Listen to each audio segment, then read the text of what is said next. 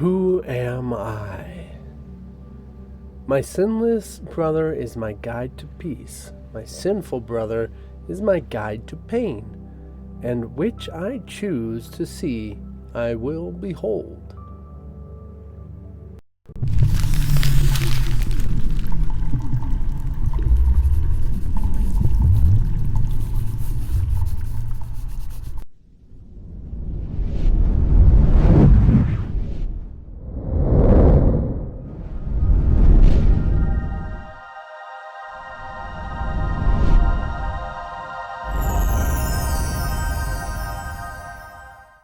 Of course, a new section, Who Am I, is a pretty profound question, and of course, the recognition of really what it is, what it means,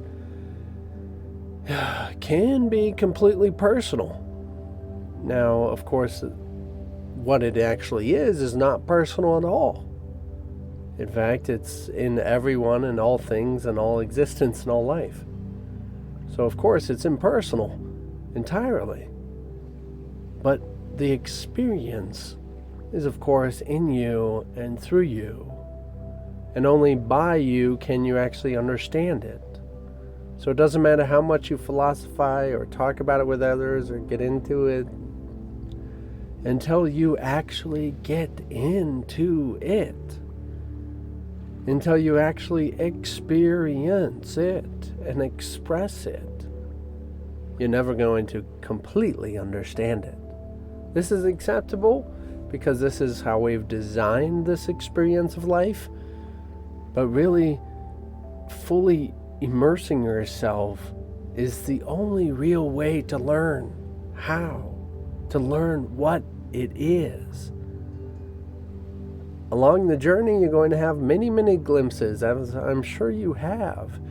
And you're going to discover different little blips and variations of it.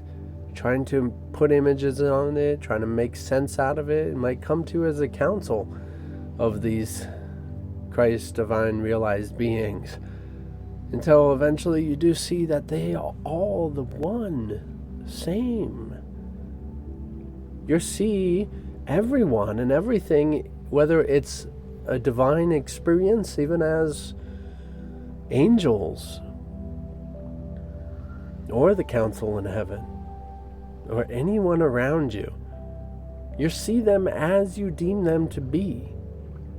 Now, it is pretty profound to accept that if you see them innocent, naturally will you trust them and follow them and go along with them, whether willingly or, not willingly.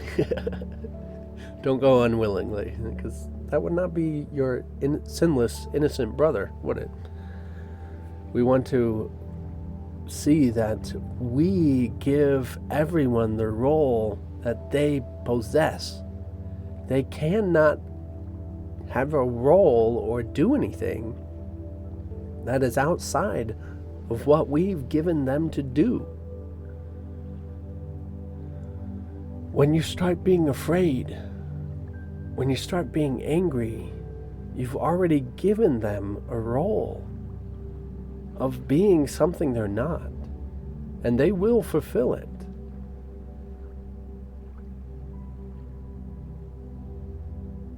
They, even as everyone knows that you are eternal, that you have life and are everlasting, and that you have nothing to fear. Yet when you do, the whole universe conspires to show you that that's not true. And that does mean that it seems to get bigger. It seems to get more intensified. It seems to get darker. Because only you can make the choice to get past it. Only you can reveal yourself to you.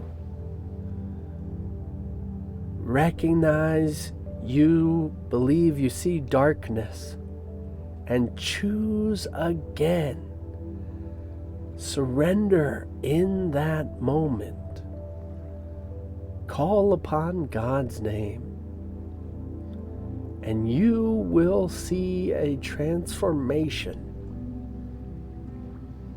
as you surrender to that trust, allowing yourself to see the reality there instead.